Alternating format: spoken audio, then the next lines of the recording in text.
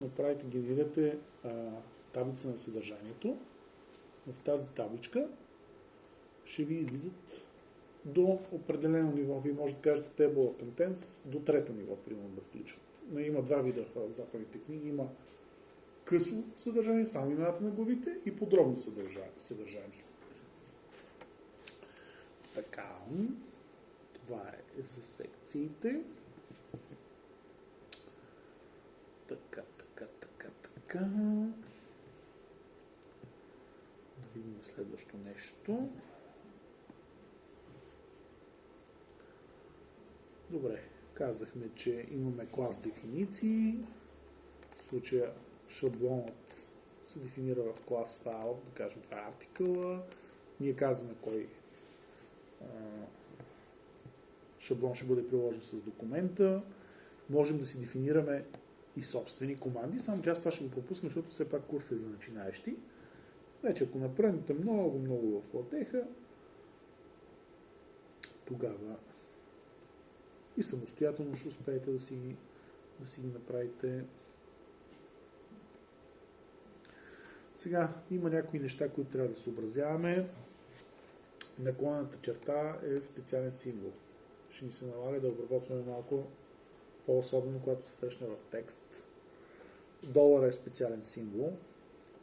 Процента е символ за коментар, едноредов коментар. Там, където се появи процента, до края на реда се смята коментар. Така. Сега понякога може да се наложи да се печатат специални символи. За това нещо има escape последователност с наклонената черта. Тя служи като escape последователност. За самия процент ще ни се наложи. Ето сега, ако тук искам да направя just a sample text процент, то го приема, вярно е, обаче и както виждате го и компилира, само че не се появява процент. За да ми излезе процент, ще опитам да го escape-на. Защо имаме escape последователност? Това е от теория на кодирането. За да знае къде започва изпиране, предаване на информацията, трябва да има терминални символи. Избирам жертва на един от всичките, който може да бъде и данни. Той става escape символ. И когато самия него трябва да използваме, обикновено го удвояваме. Сега тук няма да стане, защото двете наклонени черти обратни означава нов ред. Т.е. сега ще прекъсне реда. Това е за нов ред се използва. По-скоро от типа на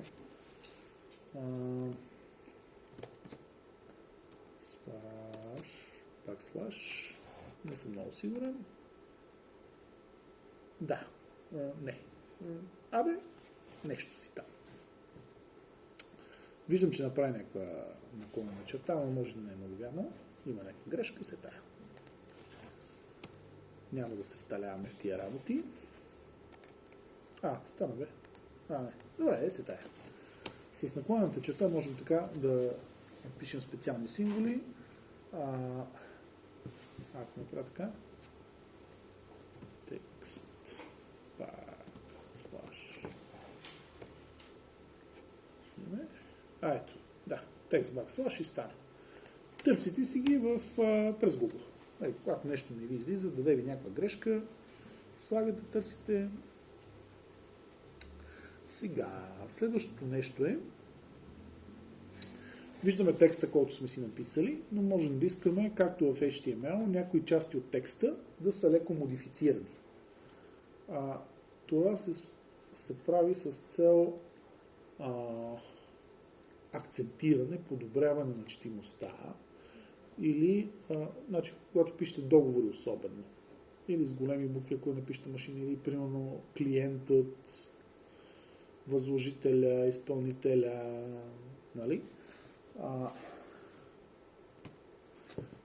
едно такова нещо е emphasize, което е вид удебеляване. Същината е, че пак имате escape символа, командата за удебеляване, която е env, и съответно текста, който ще бъде акцентиран, в случая го наклони. Направи го леко наклонен.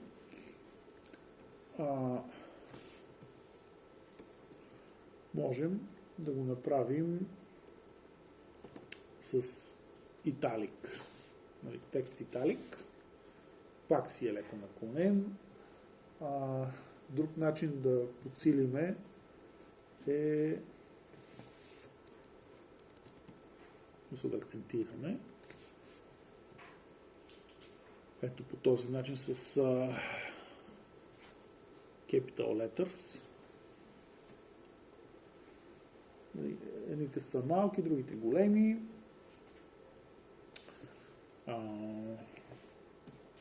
ATS, какво ще каже? Само, че на ATS е SL за малки буквички. А тук SC е за големи. Така, след това мисля, че беше BF, сега ще видим.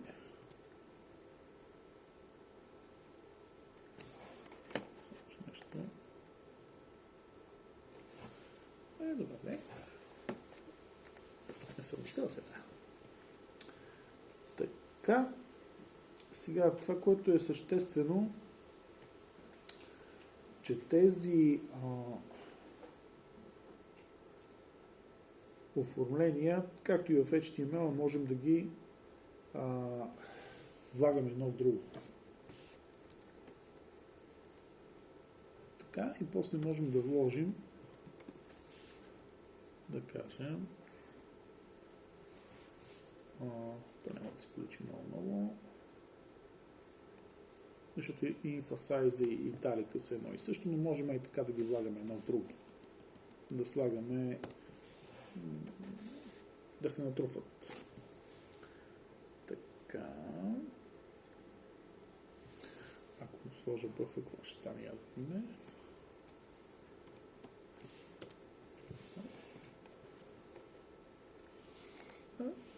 Без особен ефект. Добре, сега. Така.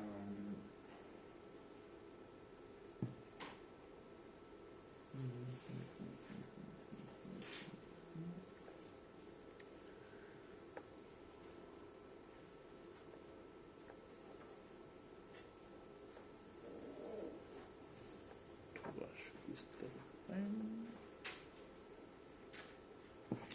Я да видим текстата.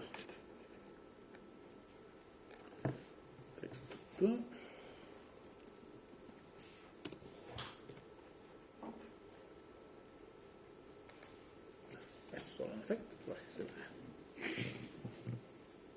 Така.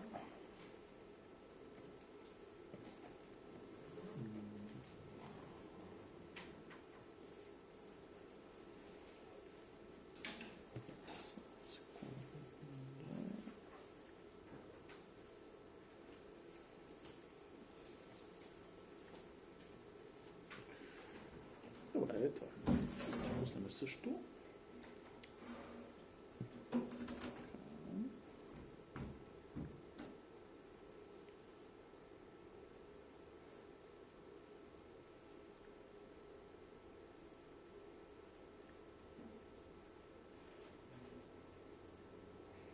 И това ще изтървам.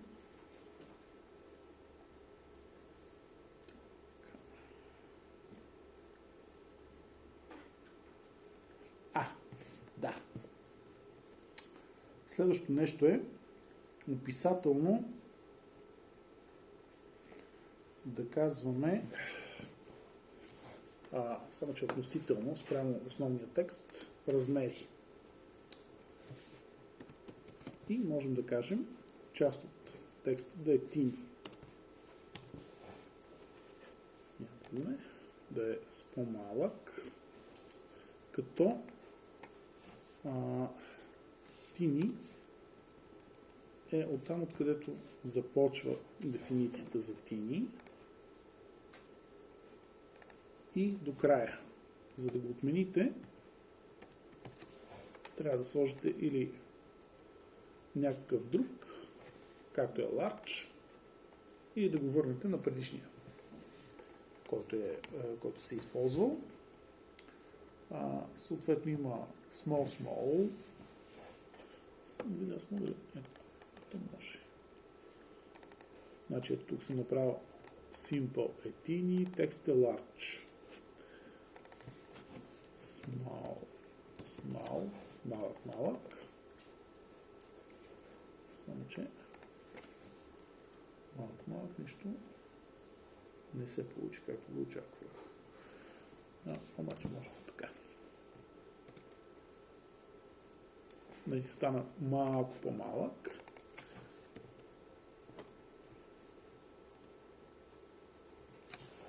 Да видим, ако сложа large с големи, става още по-голям. Пак е голям, само че с големите букви. Можем да кажем huge. Huge е огромен. Но това са относително. Спрямо основния, който сме задали. Ето, когато е huge, става двойно. Видяхме, че можем да ги задаваме. Ето тук. Сега ще видим дали ще стане. Дали ще стане с 16. Не. Стана. Секунда. Ще погледна как съм го направил лично. Тук е голяма. Да. Такова си стои така. Като параметри. 16 пункта. Я да видим сега какво ще прави. Сега пък целият ми основен текст е с по-голям шрифт. Освен това, ето тук мога да кажа A5.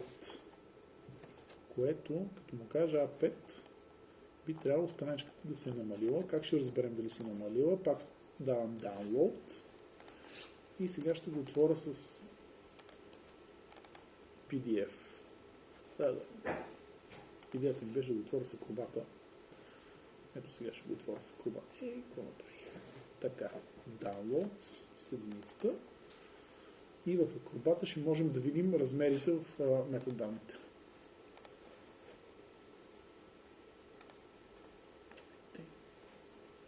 Properties. И ето тук вече виждаме тези размери. Само че те различават ли се? Не се различават. Май не се различават. Да, може би не се различава. Добре. Понеже наближи края, имате ли някакви въпроси? Питанки. Ако няма въпроси, предлагам това да е за днес. Утре продължаваме от 9.